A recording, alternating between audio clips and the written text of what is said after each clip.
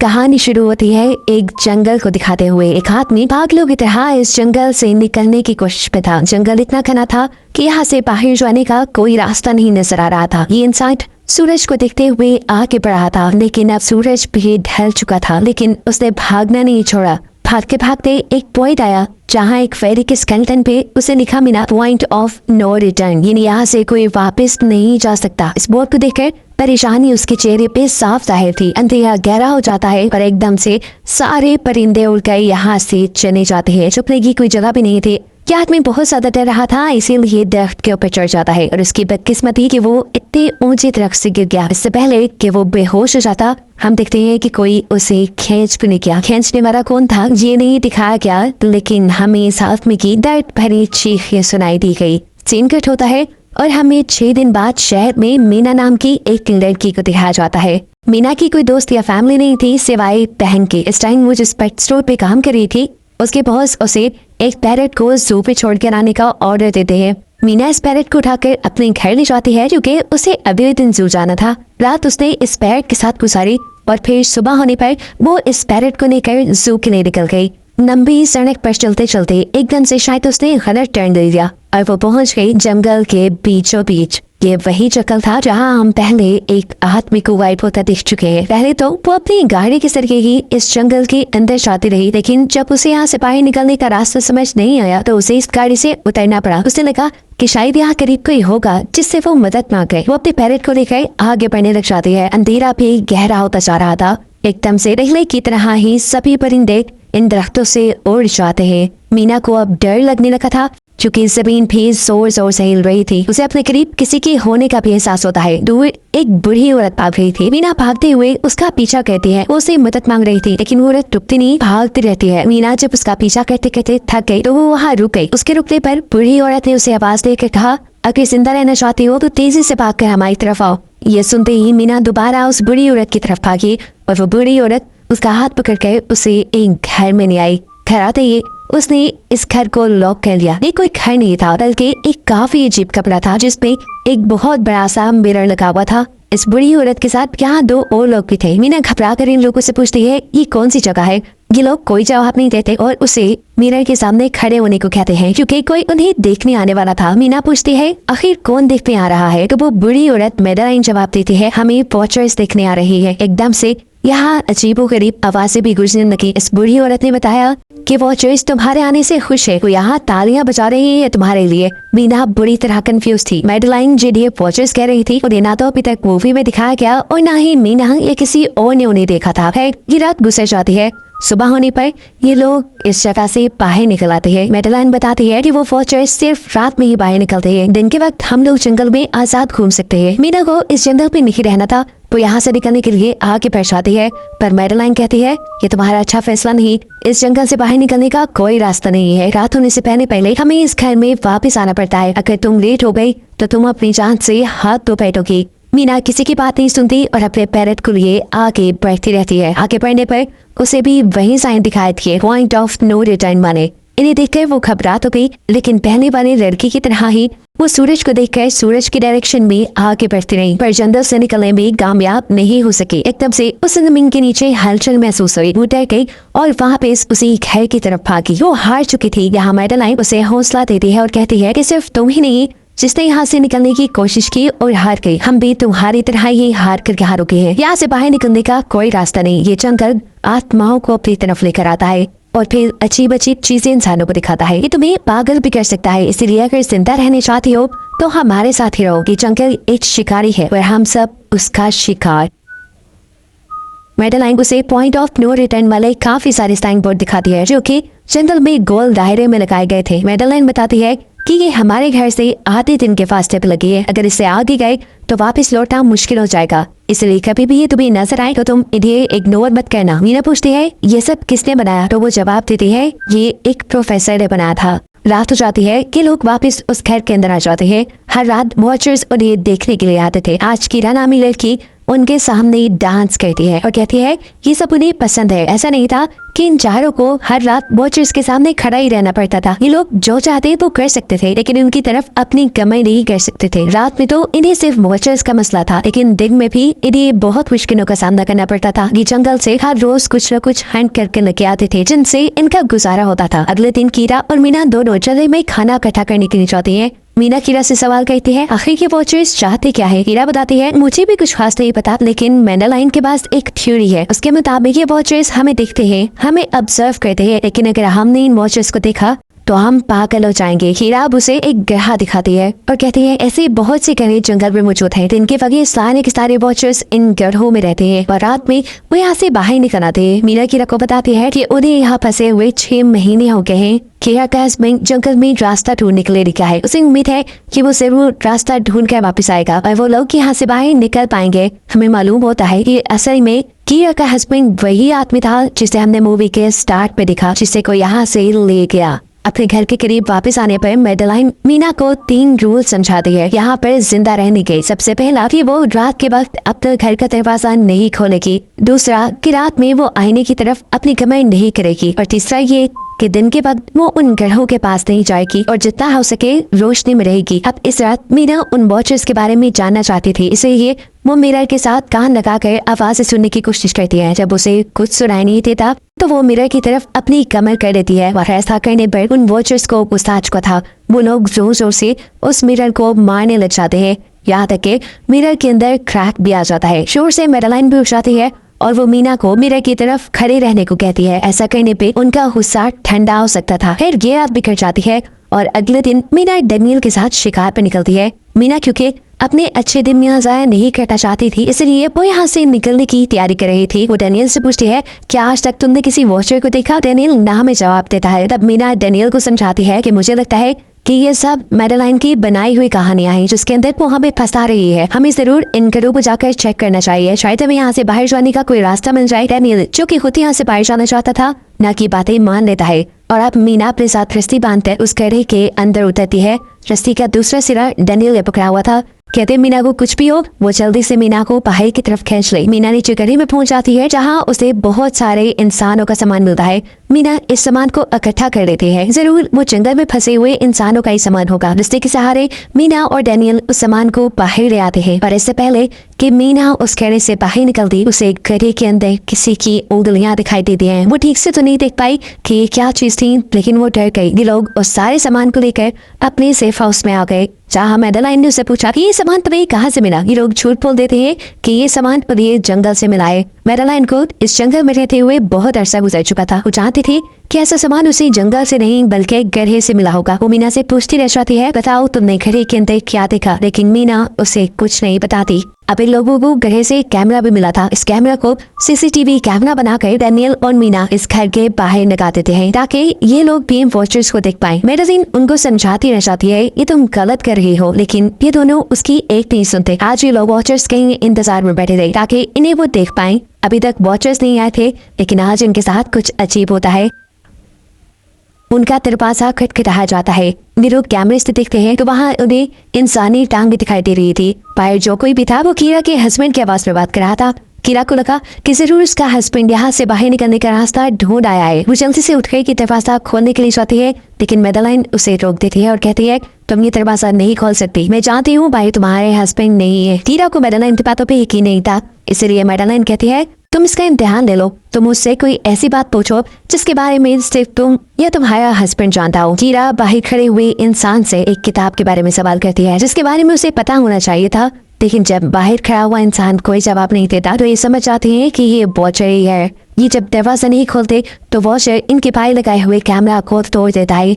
सभी वॉचर अब गुस्से में आ चुके थे। वो इनके घर के पाए लगा हुआ शीशा भी तोड़ने वाले थे, लेकिन ये सब लोग शीशे के सामने खड़े हो जाते हैं। उनके ऐसा करने पर वॉचर्स ने शीशा तोड़ना बंद कर दिया और वो इनको मारने नहीं आए। रात इनके साथ ही काफी सारी गलत चीजें हो गई थी, इसलिए डैनियल और मीना ने डिसाइड किया कि वो मैडेलाइन को सच बता देंगे कि वो गड्ढे में गए थे। और इस बात से वो बहुत ज्यादा गुस्सा हो जाती है कि उन्होंने एक रूल तोड़ दिया था।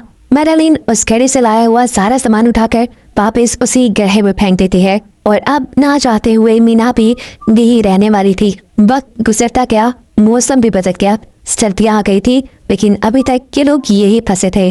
मीना हर रोज यहाँ से बाहर निकलने वाले रास्ते की तलाश में जाती थी, लेकिन उसे कोई रास्ता नहीं मिलता था। उसने एक नक्शा भी बनाया था, उसे यकीन था कि कभी तो वो ये नक्शा पूरा कर ही लेगी। सर्दियों की वजह से इन्हें खाना भी ठीक से नहीं मिल रहा था और खाना ना मिलने की वजह से इनकी दिमागी हालत खराब होती जा रही थी। और इसी सब में मैडेलिन और डैनियल का झगड़ा हो जाता है। उसे में वो मैडेलिन के साथ साथ मीना को भी बाहर ही छोड़ के कीरा को सेफ हाउस में ले जाकर लॉक कर देता है। अंधेरा भी होने वाला था। मैडेलिन और मीना बहुत दरवाजा खटखटाती है, डैनियल की मिन्नतें करती है कि प्लीज ये दरवाजा खोल दो, लेकिन वो दरवाजा नहीं खोलता। फिर अंधेरा भी हो गया और मजबूरन इन्हें अपनी जान बचाने के लिए एक घने दरख्त के नीचे खड़ा होना पड़ा। अब तो इन्हें वॉचर्स के आने की आहटें भी सुनाई दे रही थी। इस टाइम मीना और मैडेलिन के साथ हम ऑडियंस को भी इन वॉचर्स की एक झलक दिखाई जाती है। ये लोग लंबे लंबे, पतले और खतरनाक थे। अपने घरों से निकलकर ये सब इंसानों को देखने के लिए इस सेफ रूम तक पहुंचते हैं। और जब ये लोग देखते हैं कि मीना और मैडेलिन महान नहीं है तो उनको खाने के लिए ये लोग जंगल में उन्हें ढूंढने लग जाते हैं। और इन क्रिएचर्स के दूर जाते ही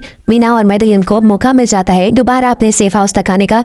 इस मरतबा वो जोर जोर से दरवाजा खटखटाते हैं और आखिर डैनियल उनके लिए दरवाजा खोल ही देता है। ये लोग घबराए हुए थे क्योंकि इन लोगों ने अब वो क्रिएचर देख ली थी। मैडेलिन इन सबसे आकर कहती है कि मैंने तुमसे झूठ बोला था कि मैं यहाँ पे फंस गई। असल में मैं इन्हीं क्रिएचर्स की तलाश में यहाँ आई थी, क्योंकि मैंने किताबों में पढ़ रखा था कि ये सारे क्रिएचर्स परियां हैं, फेरीज हैं। लेकिन यहाँ आकर मैंने जब इन्हें देखा तो मुझे पता चला कि ये तो मॉन्स्टर यानी राक्षस है और साथ ही साथ काफी अकलमंद भी। ये लोग भेस बदल सकते हैं। मैंने जिसको देखा था उसने बिल्कुल मेरे जैसा ही अपना रूप बना लिया था, बस उसके बाल थोड़े पिके हुए और आंखों के नीचे गढ़े थे। मैंने उनकी इन हरकतों से अंदाजा लगाया कि वो हम जैसा बनने के लिए हर रोज कुछ सीखते हैं, इसीलिए ये हर रोज आकर हमें ऑब्जर्व करते हैं और जो जो काम हम करते हैं वैसे ही काम ये लोग करने लग जाते हैं। इनकी इन्हीं बातों के दौरान दोबारा दरवाजे पे खटखटाहट होती है। क्रिएचर्स अब इन्हीं की तरह बोल रही थी। वो अंदर आना चाहते थे लेकिन ये दरवाजा नहीं खोल सकते थे। अगर ये दरवाजा ना भी खोलते फिर भी क्या हो जाता, उन क्रिएचर्स में इतनी ताकत थी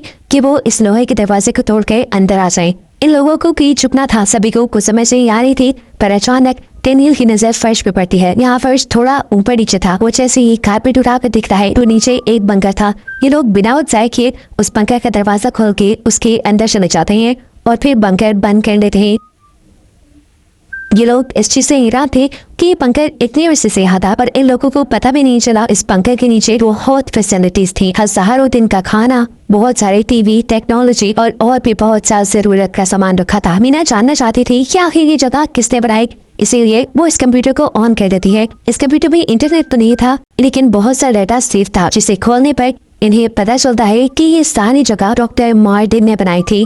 ये असल में प्रोफेसर को इन क्रिएचर्स के बारे में पता था। वो इन क्रिएचर्स पर रिसर्च करना चाहता था, इसलिए उसने ये बंकर बनाया था। वो इस बंकर में रहता था। पैसों का लालच देकर वो दूसरे इंसानों को यहाँ लेकर आता था और रात के वक्त उन्हें ऊपर रूम्स में छोड़कर खुद इस बंकर में आकर छुप जाता था और वो मॉन्स्टर फिर उन इंसानों को खा जाया करते थे। अपनी सारी रिसर्च के दौरान डॉक्टर मार्टिन बताते हैं कि ये क्रिएचर कोई मॉन्स्टर नहीं बल्कि असल में फेरीज थी जो पहले इंसानों के साथ रहती थी, लेकिन फिर इंसानों ने इन्हें धोखा दिया।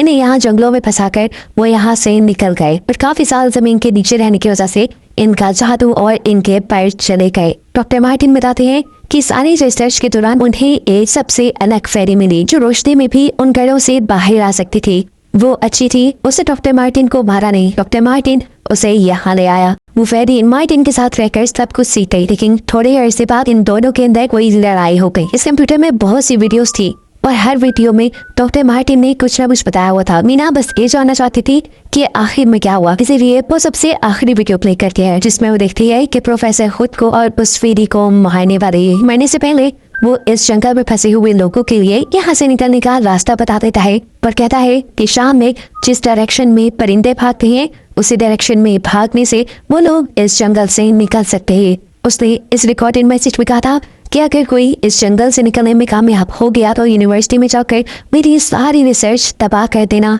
बस कुछ राज से रहने चाहिए। मैंने यहाँ आकर बहुत बड़ी गलती की थी। मैं वो दुनिया नहीं बना सका जिसका मैंने ख्वाब देखा था। मैं इंसानों और फेरिस को एक साथ नहीं रख पाया। खैर आज रात इनकी काफी खुशी में करती है क्योंकि इन्हें बाहर जाने का रास्ता मिल गया था। सभी लोग अब बंकर से बाहर निकलते हैं तो देखते हैं कि इनका सेफ हाउस ऑन वॉचर्स ने पूरी तरह तबाह कर दिया है। ये लोग अब यहाँ जंगल से निकलने के रास्ते में बढ़ जाते हैं। वो परिंदे जिनके बारे में प्रोफेसर बता रहे थे वो तो शाम को उड़ने वाले थे, लेकिन इन्हें शाम होने से पहले जंगल से बाहर निकला था, इसलिए मीना अपने पास मौजूद पैरट को आजाद कर देती है। जिस डायरेक्शन में वो होता है ये लोग उसी डायरेक्शन में चलने लग जाते हैं। चलते हुए रास्ते में इन्हें एक कब्र मिली। मैडेलाइन इस कब्र को देखकर बताती है कि एक वक्त था जब ये लोग इंसानों के साथ रहते थे, लेकिन इंसानों ने इनके साथ बहुत बुरा किया, धोखा किया और इन्हें यहाँ जंगलों में छोड़कर वो चले गए। पर क्योंकि इन फेरीज ने अपने पैर और अपनी जात को खो दिया, इसलिए अब कभी वो इस जंगल से बाहर भी नहीं जा सकते। चलते हुए ये लोग एक नदी के पास पहुंच गए। फाइनली इस नदी के जरिए ये लोग इस जंगल से निकल सकते थे। शाम भी हो चुकी थी। वो फेरीज, वो वॉचर्स अब जमीन से बाहर निकलने लगे थे। इससे पहले कि ये लोग डॉक्टर मार्टिन की बोट में बैठकर यहाँ से दूर चले जाते, डेनियल को यहाँ अपना साथी जॉन मिल जाता है। वो जख्मी हालत में था। डेनियल उसकी मदद के लिए आगे बढ़ता है। बाकी सब अपनी बोट में बैठ गए थे। इससे पहले कि डेनियल वापस आता, ये लोग देखते हैं कि डेनियल जिसकी मदद करने गया वो कोई इंसान नहीं बल्कि रूप बदलने वाली फेरी थी, जिसने अब उनकी आंखों के सामने डेनियल का रूप ले लिया था। ये सब लोग डेनियल के लिए कुछ नहीं कर पाते। उस फेरी ने अब डेनियल के माथे पे एक निशान बनाते हुए उसे जान से ही मार डाला था। इन्हें मालूम होता है कि फेरीज ये नदी पार नहीं कर सकती और फाइनली ये लोग खुद इस नदी को पार करके शहर तक पहुंच जाते हैं। सीन कट होकर हमें दिखाया जाता है कि अब मीना डॉक्टर मार्टिन के कहे के मुताबिक उनकी यूनिवर्सिटी में उनका सारा डाटा खत्म करने के लिए आई है। और इससे पहले कि वो उनका रिसर्च डाटा डिलीट करती, उसे इसके जरिए एक नई बात पता चलती है कि जब हजारों साल पहले इंसान और फेरीज एक साथ रहते थे तो तब इनकी शादी भी हो जाया करती थी। ऐसे इंसानों और फेरीज के बच्चे भी हुए जिन्हें हाइब्रिड्स कहा जाता है। उसे यहाँ पे ये बात भी पता चली कि मैडेलाइन जो उन्हें वहाँ मिली थी वो कोई और नहीं बल्कि प्रोफेसर की वाइफ ही थी। वो कंफ्यूज हो जाती है कि मैडेलाइन ने उसे ये बातें क्यों नहीं बताई। इस सारी कंफ्यूजन को शेयर करने के लिए वो कीरा के पास आती है और उसे बताती है कि जिस मैडेलाइन से हम जेंटल में मिले थे वो असल में प्रोफेसर मार्टिन की वाइफ थी, लेकिन उसने हमें ये सच्चाई इसलिए नहीं बताई क्योंकि वो एक इंसान नहीं बल्कि एक भेस बदलने वाली फेरी थी। ये सुनकर कीरा हैरान हो जाती है। असल में काफी सालों पहले